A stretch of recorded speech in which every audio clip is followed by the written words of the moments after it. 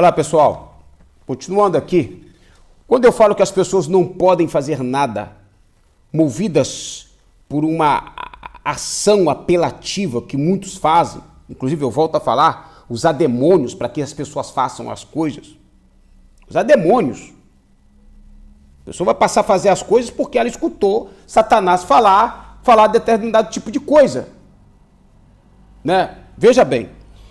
Vamos lá, 2 Coríntios capítulo 8. Contribuir com generosidade é o título que está aqui. Agora, irmãos, desejo que tenhais pleno conhecimento da graça que Deus concedeu às igrejas da Macedônia. O que isso quer dizer? O capítulo 8 e 9, né, de Coríntios, da 2 Coríntios, revelam conceitos de Deus sobre o ministério dos crentes de contribuir. Quer dizer, a contribuição é um ministério. Mas esse ministério não pode ser forçado. Esse ministério não pode ser empurrado de goela abaixo. Não pode de jeito nenhum. Ou induzido de maneira errônea, como se fazem por aí, colocando demônios para fazer as pessoas fazer as coisas. Veja bem, contribuir com suas vidas, bens, dinheiro para o progresso do evangelho em todo o mundo. Então presta bem atenção, para o progresso do evangelho.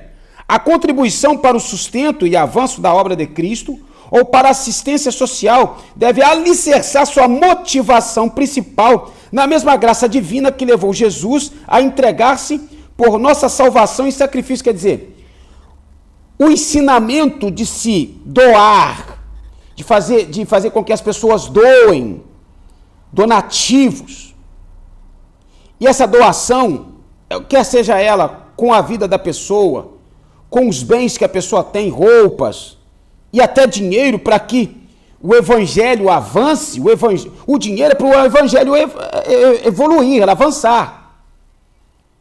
Para que se tenha recursos para fazer com que mais pessoas recebam aquela palavra.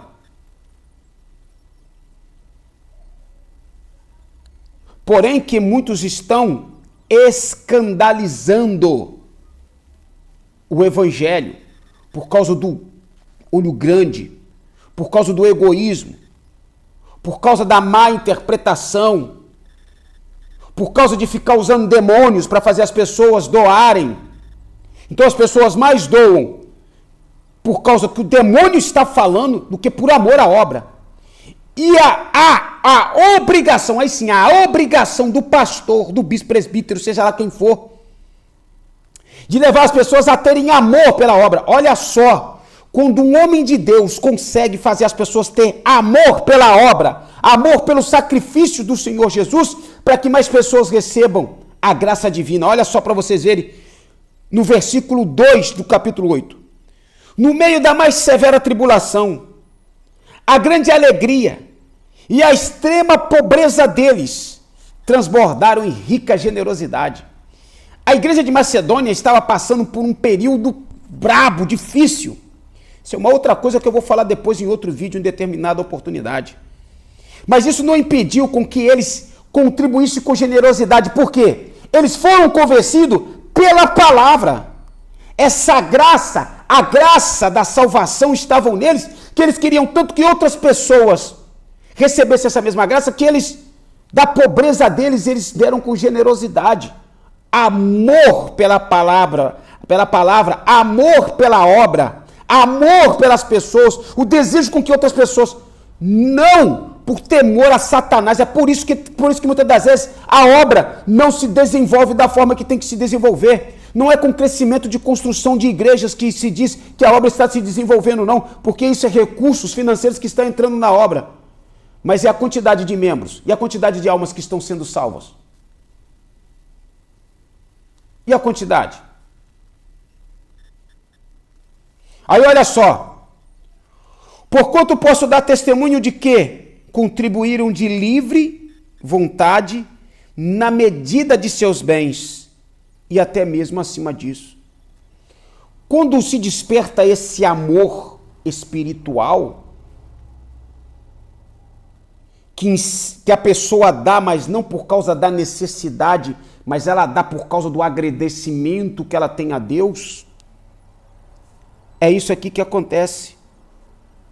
ela dá até acima daquilo que foi o caso da viúva pobre, que deu suas 2 únicas moedas. Porque ela via o amor, ela via em Jesus o tudo dela. E ela queria que aquele Jesus Cristo que estava ali levasse aquele amor a outras pessoas. Porque o dinheiro que era depositado no gasofilácio era para sustento do Senhor Jesus, pagamento de impostos e sustento também dos apóstolos. Eu não tenho nada contra o pastor que vive pela obra, ele trabalha 24 horas pela obra, e ali, da obra, ele tira o sustento dele. Mas não com exagero. Porque o pastor tem que comer, o pastor tem que beber, o pastor ele tem que se vestir. Não é sinal que o pastor fica andando de terno velho, isso não quer dizer nada que o cara é homem de Deus, não. Mas o pastor tem que ter uma boa roupa, tem que cuidar da esposa dele? Sim, tem sim. E qual que é o problema nisso? Onde é que está o pecado nisso? O pecado está no exagero que muitos fazem. E eu não discordo disso, não. O pecado está no exagero. Mas o senhor pastor quer que o membro participe de campanhas dentro da igreja? Faça ele enxergar o amor. Mas não coloque demônio para poder ficar falando, não, e constrangindo, coagindo coação demoníaca. Isso é uma coação. Isso é coagindo as pessoas. Olha só. E não simplesmente fizeram o que esperávamos, mas primeiramente deram a si mesmos ao Senhor e a nós pela vontade de Deus. Quer dizer, a consideração para com homens de Deus. Veja que a primeira coisa que eles falam, que eles fizeram, que as pessoas se entregaram a Deus, se entregaram a Cristo. E hoje as pessoas não se entregam a Cristo como se tem que se entregar antes. Se entregam com reserva. Isso quando não pregam o evangelho de portas largas. Tudo pode tudo, pode fazer qualquer coisa, você pode, o problema é seu. Não é assim que funcionam as coisas. Então não adianta colocar pressão em cima do povo, porque o povo vai fazer uma coisa pressionado, arriscando até perder a salvação dessas pessoas, arriscando a perder as almas. E muitas almas estão sendo jogadas na latrina por causa dessas atitudes insanas e impensadas. O que precisa mais é buscar mais a sabedoria de Deus para poder fazer certo tipo de pregações. Mas intimidar as pessoas, usando demônio, usando artifícios, usando coisas ou pessoas para que as pessoas venham até a igreja. São vocês que estão colocando e liberando o interesse. As pessoas interesseiras, os interessados gospels. A culpa é dos senhores, a culpa não é do povo, não. Eu não culpo o povo, não. Os senhores são culpados. O povo não tem nada a ver com isso. O povo não tem nada a ver com isso. E veja que ele fala assim no versículo 7. Todavia, assim como tendes transbordado em tudo, em fé, em palavra, em amor, em conhecimento, em toda a dedicação e no amor que temos despertado em vós, vede que igualmente transbordeis nesse privilégio de contribuir. Será que as pessoas estão se sentindo privilegiadas de contribuir? Será que os senhores estão despertando um amor ou um medo da falta da contribuição? O que vocês estão despertando no povo? Essa é a pergunta. Será que os senhores já se perguntaram isso? Estão despertando uma fé alicerçada na palavra ou uma fé alicerçada naquilo que o diabo tem falado dentro das igrejas? Eu pergunto para os senhores, incoerência, hipocrisia ou desonestidade espiritual?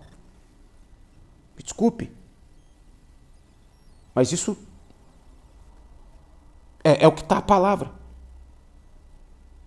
Despertado em vós, o amor que temos despertado em vós. Vocês têm despertado um amor pela palavra, pelo evangelho? É isso que os senhores têm despertado? Preste atenção, se pergunte nisso. Forte abraço.